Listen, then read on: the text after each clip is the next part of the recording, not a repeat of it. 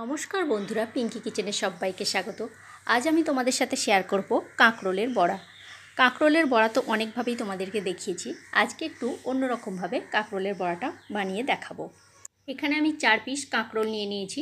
কাঁকরোলের ডগটা আর পিছনটা কেটে একটু করে বাদ দিয়ে দিচ্ছি, দিয়ে গাটা ভালো করে ছুলে পরিষ্কার করে নিয়েছি। যে কাঁটাগুলো রয়েছে সেই কাঁটাগুলোকে হালকা করে ছুলে নিয়েছি। এবারে কাঁকরোলটাকে দু আধখানা করে কেটে নিলাম। বাকি যে 3টে কাঁকরোল আছে সেই 3টেও আমি একইভাবে কেটে রেডি করে নিচ্ছি। সমস্ত কাঁকরোলগুলো আমার কাটা হয়ে গেছে, ধুয়ে পরিষ্কার করে একটা থালার মধ্যে রেখে দিয়েছি। আর একদিকে একটা কড়াইয়ের মধ্যে আমি কিছুটা পরিমাণে জল বসিয়ে দিয়েছি। জলটা গরম হতে শুরু করে দিয়েছে। এবারে এই জলের মধ্যে আমি কাঁকরোলগুলোকে দিয়ে দিলাম, দিয়ে মিনিট 2-3 মতো জাস্ট ভাপিয়ে নেব। মিনিট 2-3 পর আমি আবারও ফিরে আসছি। ঢাকনাটা এবার খুলে দেব, খুলে দিয়ে কাঁকরোলগুলো এক এক করে তুলে নেব। আগে চামচ দিয়ে আমি একবার দেখে নিলাম কাঁকরোলটা সিদ্ধ হয়েছে নাকি। চামচটা দিয়ে দেখে নিলাম কাঁকরোলটা সিদ্ধ হয়ে গেছে। এবারে এক এক করে এগুলোকে আমি তুলে একটা থালার মধ্যে ঠান্ডা হতে দেব। কাঁকরোলগুলো ঠান্ডা হয়ে গেছে। এবারে একটা চামচের সাহায্যে কাঁকরোলের বীজগুলোকে আস্তে আস্তে করে বের করে নেব। হালকা হাতে একদম বের করতে হবে, খুব টিপে বের করা চলবে না, তাহলে কাঁকরোলটা ভেঙে বা ফেটে যেতে পারে। এইভাবে কাঁকরোলের বীজগুলোকে সমস্তটা আমি বের করে নেব। খুবই আস্তে আস্তে করতে হবে, তাড়াহুড়ো করা চলবে না। দেখো সমস্ত বীজগুলো আমার বের করা হয়ে গেছে কাঁকরোল থেকে। এবারে বীজগুলোকে আমি বেটে নেব শিলের মধ্যে। শিলের মধ্যে দিয়ে দিয়েছি 5-6টা মতো চিংড়ি মাছ আর বীজটা। এবারে সুন্দর করে আমি এটাকে বেটে নিলাম।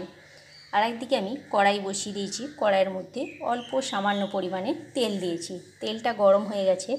এবারে এই তেলের মধ্যে দিয়ে দিচ্ছি ছোট্ট একটা মিডিয়াম সাইজের পেঁয়াজ কুচি।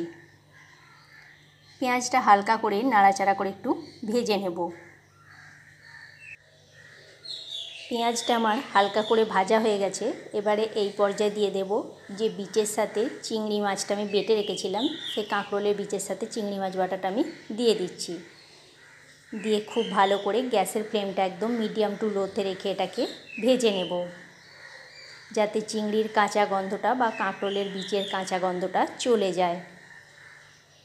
দিয়ে দিলাম 1 চামচের 4 ভাগের 1 ভাগ হলুদ গুঁড়ো আর 1 চামচের 4 ভাগ 1 ভাগ ধনে গুঁড়ো আর সামান্য পরিমাণে একটু লঙ্কার গুঁড়ো দিয়ে খুব ভালো করে মশলাটাকে এবার কষিয়ে নেব। দিয়ে দিলাম স্বাদ মতো লবণ। আবারও খুব ভালো করে এটাকে নাড়াচাড়া করে এবার একটু সময় ধরে ভেজে নিতে হবে। দেখো পুরটা সম্পূর্ণ আমার ভাজা হয়ে গেছে। এবার আমি গ্যাসের ফ্লেমটা অফ করে দিয়ে এটাকে নামিয়ে ঠান্ডা হতে দিচ্ছি। পুরটা আমার ঠান্ডা হয়ে গেছে। এবারে এই পর্যায়ে আমি এক এক করে পুরগুলোকে ভরে নেব এই কাঁকরোলের ভেতরে। একটু চেপে চেপে পেট ভর্তি করে কাঁকরোলের পুরগুলো আমি ভরে নিলাম। এবারে একটা ছোট্ট মতো কড়াই বসিয়ে দিয়েছি। কড়াইয়ের মধ্যে দিয়ে দিয়েছি সামান্য পরিমাণে একটু সরিষার তেল। তেলটা গরম হয়ে গেছে, হালকা করে এবার ভেজে নেব। যে দিকটায় পুর ভরা আছে সেদিকটা তেলের দিকটা দিলাম, দিয়ে হালকা করে এবার গ্যাসের ফ্লেমটা লোতে রেখে ভেজে নেব। বন্ধুরা, ভিডিও ভালো লেগে থাকলে আমার চ্যানেলটা সাবস্ক্রাইব করার অনুরোধ রইল। আর ফেসবুক পেজ থেকে দেখে থাকলে আমার পেজটি ফলো করে নিও। দেখো এক পিঠ ভাজা হয়ে গেছে, আর এক পিঠ আমি উল্টে দিলাম। এই কাঁকরোলের বড়াটা গরম ভাতের সাথে অসাধারণ খেতে লাগে। বড়াগুলো ভাজা হয়ে গেছে, এবার আমি তুলে নিচ্ছি। বাকি যে 3টে আছে সেই 3টেও আমি একইভাবে ভেজে তুলে নিয়ে তোমাদের দেখিয়ে দিচ্ছি। দেখো সমস্তগুলো আমার ভাজা হয়ে গেছে। আজকের মতো তাহলে এইখানেই। নেক্সট ভিডিওতে দেখা হচ্ছে তোমাদের সাথে আগামীকাল।